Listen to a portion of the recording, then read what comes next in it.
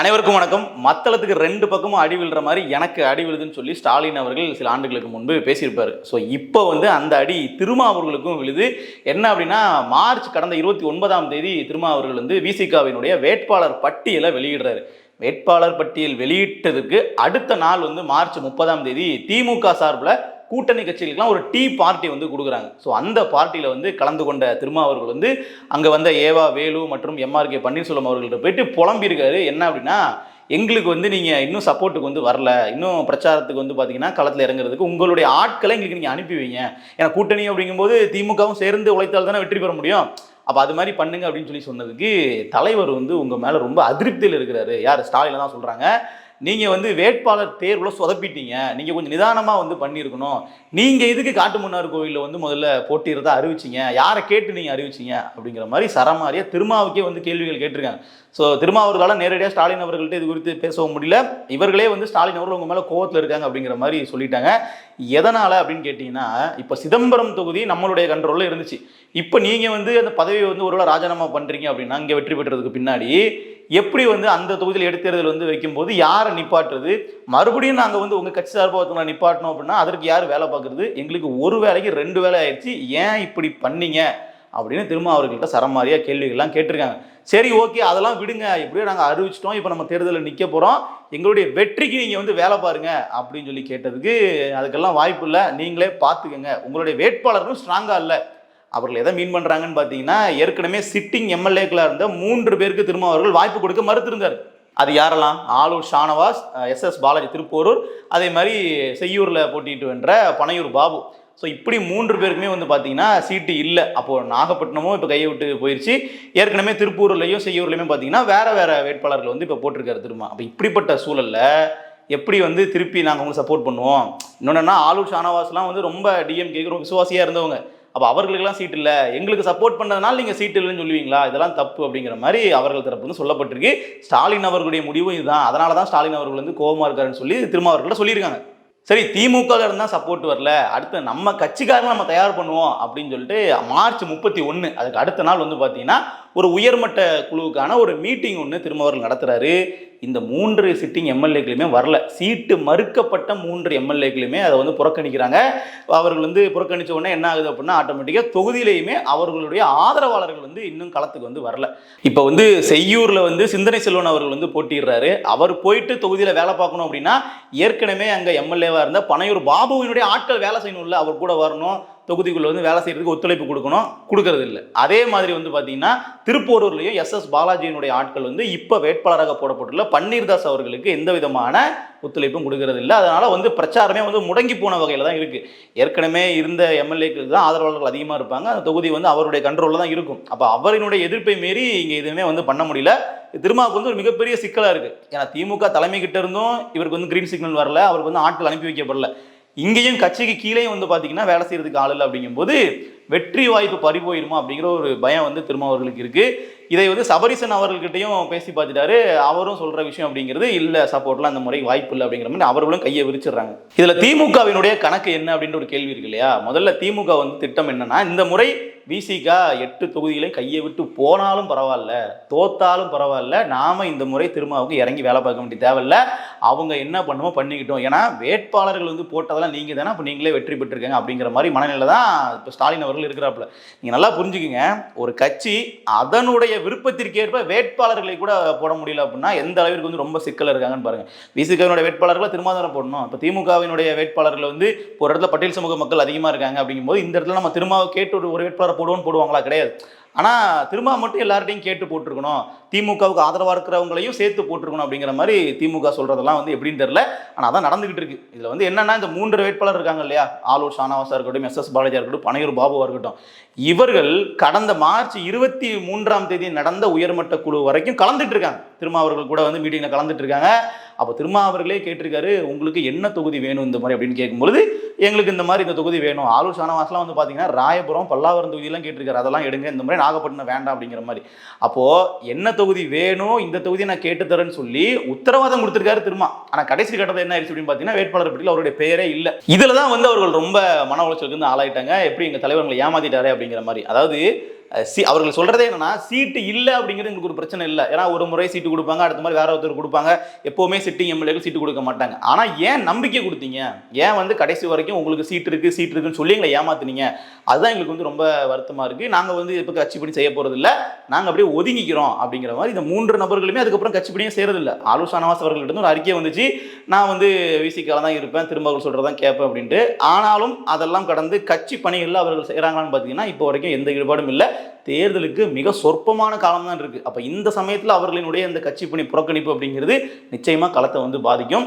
திமுக தரப்புல இருந்து சப்போர்ட் இல்லை. இப்ப திமுக ஒரு வேட்பாளர் பட்டியல் கொடுத்து இதெல்லாம் நீங்க போடுங்கன்னு சொல்லி போட்டாங்க அப்படின்னா கட்சிக்குள்ள எதிர்ப்பு வந்தாலும் வேலை செய்யறதுக்கு ஆட்கள் இருப்பாங்க. திமுக தரப்புல இருந்து களத்தில் இறங்கி வேலை செய்யறதுக்கு ஆட்கள் இருப்பாங்க, வாக்கு சேகரிக்க போக முடியும், துரிதமா பணிகள் நடக்கும். இந்த முறை அப்படி நடக்கல.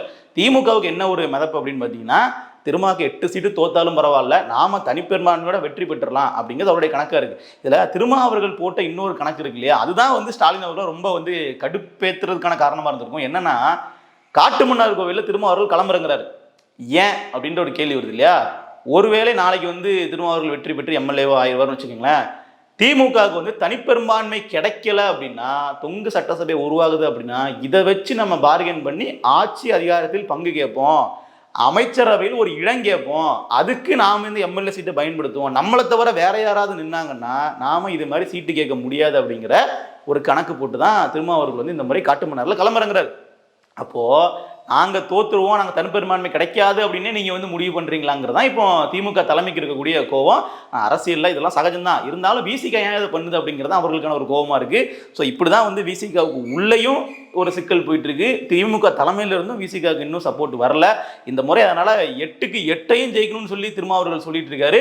8க்கு 8 போனாலும் பரவாயில்ல, அவர்கள் தோக்கட்டும், அப்பதான் அவர்கள் நம்ம சொல்றதை கேட்பாங்கன்னு சொல்லி திமுக தலைமை வேற ஒரு கணக்கு போட்டுட்டு இருக்காங்க. ஸோ பொறுத்திருந்து நம்ம அதை என்னன்னு பார்ப்போம். இது அப்படியே போயிட்டு இருக்கிற டைம்ல இன்னொரு பக்கம் திமுகவுக்கு பிற கூட்டணி கட்சிகளுடைய ஒத்துழைப்பு எப்படி இருக்குன்னு பார்க்கணும் இல்லையா. இப்போ திமுகவினர் திமுக வேட்பாளர் நிற்கக்கூடிய தொகுதி எல்லாம் வேலை செய்ய ஆரம்பிச்சிட்டாங்க, அது ஒரு பக்கம் இருக்கு. ஆனா தேமுதிகவுக்கு 10 சீட்டு அள்ளி கொடுத்துருக்காங்க. அவர்கள் எத்தனை தொகுதிகளில் திமுகவுக்கு ஆதரவா தமிழ்நாடு முழுக்க பிரச்சாரம் பண்ணுவாங்க அப்படின்னு பார்த்தோம்னா, இப்போ வரைக்கும் பார்த்தீங்கன்னா தேமுதிக போட்டியிடக்கூடிய தொகுதிகளை தாண்டி அவர்கள் வேலையை செய்யலை. தேமுதிக எங்கெல்லாம் ஒதுக்கிறாங்களோ அங்கே மட்டும்தான் வேலை பார்க்குறாங்க. தமிழ்நாடு முழுக்க வந்து ஒரு சூறாவளி பிரச்சாரம் மேற்கொள்வாங்க அப்படின்னு நினச்சிக்கிட்டு இருந்தோம் அப்படின்னா, பிரேமலதா அவர்கள் எங்கேயுமே காணோம். திமுக வேட்பாளர்களுக்கு ஆதரித்து அவர்கள் வாக்கு சேகரிக்க ஆரம்பிக்கவே இல்லை இன்னும். இதுவும் திமுக தலைமைக்கு ஒரு மிகப்பெரிய சிக்கல். காரணம் என்னன்னா, தேமுதிகவுக்கு ஒரு அதிகப்படியான சீட்டு கொடுத்தது ஒரு சாதி சார்ந்த ஒரு லாபி அப்படிலாம் இருந்தாலும் அதெல்லாம் தாண்டி எல்லா ஊர்கள்லையும் தேமுதிகவுக்கு ஒரு 3000-4000 ஓட்டாச்சும் இருக்கும்ல. அந்த வாக்குகள் நமக்கு ரொம்ப முக்கியம். ஏன்னா வெற்றி வாய்ப்பு அப்படிங்கிறது ஒரு 5000-10,000 வாக்குகளில் தான் மாறுது எப்போவுமே திமுக அந்த அணிகளுக்குள்ள. அப்போ அந்த வாக்குகளுக்கு ரொம்ப குரூசியலான ரோல் பிளே பண்ணுறது இது மாதிரியான ஸ்ரீசேரி கட்சிகள் தான். அப்போ தேமுதிகவுக்கு வந்து வாக்கு வலிமை பெரிய அளவில் இல்லைன்னா கூட அதிகப்படியான சீட் நம்ம கொடுத்து எடுத்ததுக்கான காரணமே இதுதான். ஆனால் இவர்கள் நம்ம கூட தேர்தல் பரப்புரைக்க வர மாட்டேங்கிறாங்களே, எதுவுமே பண்ண மாட்டேங்கிறாங்களே அப்படிங்கிற ஒரு ஆதங்கம். இதில் ஹைலைட்டே நம்மளுடைய கமல்ஹாசன் அவர்கள் தான். அவருடைய ஸ்டார் வேல்யூவை பயன்படுத்தி தமிழ்நாடு ஃபுல்லாக பிரச்சாரம் பண்ணி நம்ம வந்து வாக்குகள் எல்லாம் அள்ளிடலாம் அப்படிங்கிறதான் ஸ்டாலின் அவர்களுடைய ஒரு பிரதான திட்டமாக இருந்துச்சு. ஏன்னா கடந்த நாடாளுமன்ற தேர்தலில் அப்படி தான் பண்ணாங்க. ஒரே ஒரு ராஜ்யசபா சீட்டை வாங்கிட்டு கமல்ஹாசன் அவர்கள் பம்பரமாக சூறாவளி பிரச்சாரம் பண்ணார். ஆனால் அப்போ என்ன சொல்லப்பட்டுச்சு அப்படின்னா, உங்களுக்கு நாங்கள் சட்டமன்ற தேர்தலில் நல்லா சிறப்பாக கவனிக்கிறோம், நாங்கள் பார்த்து பண்ணுறோம், அதுக்காக இப்போ கொஞ்சம் நீங்கள் பொறுத்துக்கங்க, நாங்கள் சொல்கிற மாதிரி வேலை பாருங்க அப்படிங்கிறதான் அந்த சமயத்தில் கமல்ஹாசன் அவர்களை காம் பண்ணி பண்ண வச்ச வேலை. உதயநிதியும் ஸ்டாலின் அவர்களும் நேரடியாக போயிட்டு கமல்ஹாசன் அவர்கள்ட்ட பேசியிருந்தாங்க. இந்த முறை வந்து 5 சீட்டு 6 சீட்டுங்கிற மாதிரி கமல்ஹாசன் அவர்கள் ஆரம்பிக்கும் போதே இல்லை 2 சீட்டு அதுவும் உதயசூரியன் சின்னத்தில் அப்படின்னு சொன்னனால தான் கடுப்பாயிட்டு எனக்கு சீட்டு வேண்டாம் ஒன்றும் வேண்டாம் அப்படின்னு சொல்லி கோவத்தை வெளியே போனது. இப்போ வரைக்கும் கமல்ஹாசன் அவர்கள் பிரச்சார திட்டம் அந்த பிரச்சார ஷெடியூலை வந்து திமுக தலைமை கிட்ட கொடுக்கல. ஏன்னா கமல்ஹாசன் அவர்கள் நான் என்னைக்கெல்லாம் ஃப்ரீயாக இருக்கிறேன், என்னைக்கெல்லாம் நீங்கள் பயன்படுத்திக்கணும் அப்படிங்கிற ஷெடியூல் கொடுக்கணும் இல்லையா. அப்போ தான் அவர்கள் அதுக்கேற்ற மாதிரி திட்டம் போட்டு அன்னைக்கு வேற சில கூட்டணி தலைவர்களையும் வர வச்சு வேட்பாளர் வர வச்சு ஆர்கனைஸ் பண்ணுவாங்க. அந்த மாதிரி பண்ணுறதுக்கும் கமல்ஹாசன் அவர்கள் தரப்புல இருந்து இன்னை வரைக்கும் கிரீன் சிக்னல் கொடுக்கல. இன்னும் ஷெடியூலே வந்து கமல்ஹாசனுக்கு வந்து அவர்கள் போடலை. அப்போ அங்கே ஒரு பெரிய பின்னடைவு, இது திமுக ஒரு பெரிய தலைவலி. அதே மாதிரி ராகுல் காந்தி நேரம் பார்த்து வந்து பழி வாங்குறாருன்னு சொல்லலாம்.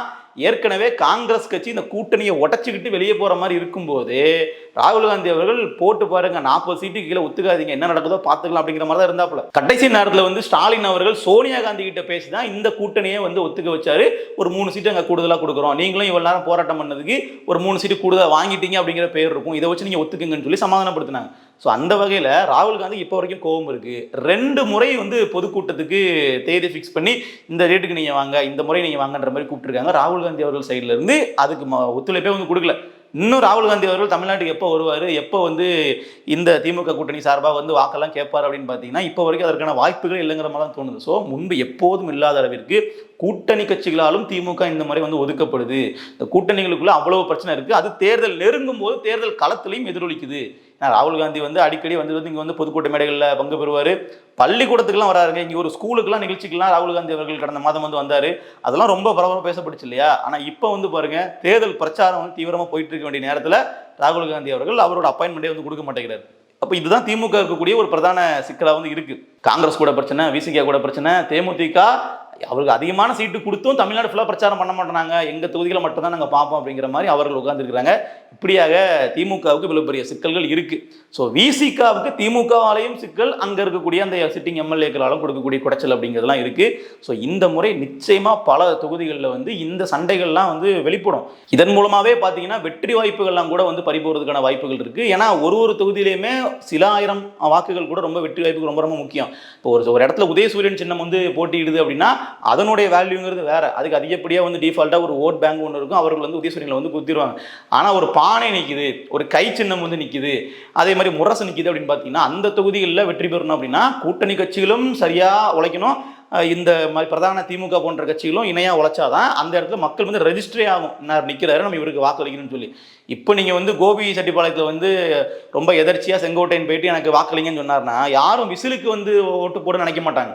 ரெட்டைலைக்கு ஓட்டு போட்டுறப்ப அப்படி தான் சொல்லுவாங்க. ஏன்னா மக்கள் மத்தியில் அவர்களுடைய முகமும் சின்னமும் அப்படி தான் பதிஞ்சிருக்கும். ஸோ அந்த வகையில் வந்து கூட்டணி கட்சிகளுக்கு அது ஒரு மிகப்பெரிய சிக்கலாக இருக்கும். வேற சின்னத்தில் நிற்கிறாங்க அப்படிங்கும்போது அப்போ அதற்கு வந்து ரெண்டு பேருக்கும் இடையில எந்த அளவுக்கு கெமிஸ்ட்ரி ஒத்து போகுதுங்கிறத வச்சு தான் வாக்கு டிரான்ஸ்ஃபர் வந்து ஆகும்.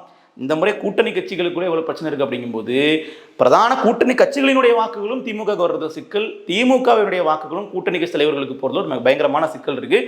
பொறுத்திருந்து பார்ப்போம் என்ன நடக்குது அப்படின்ட்டு. ஆனால் விசிகா இந்த முறை வந்து 8 தொகுதிகளில் அதிகப்படியான தொகுதிகள் வந்து இழப்பதற்கான சாத்தியக்கூறுகள் தான் இருக்குது. அதற்கு காரணம் வந்து மக்கள் ஆதரவு இல்லை அப்படிங்கிறதுலாம் ரெண்டாவது. பிரதானமாக திமுக தலைமைக்கிட்ட இருந்தே அவர்களுக்கு ஒத்திசைவு வரல, உழைக்கிறதுக்கான ஆட்களை அனுப்பி வைக்கல. இதுதான் உண்மை. நன்றி.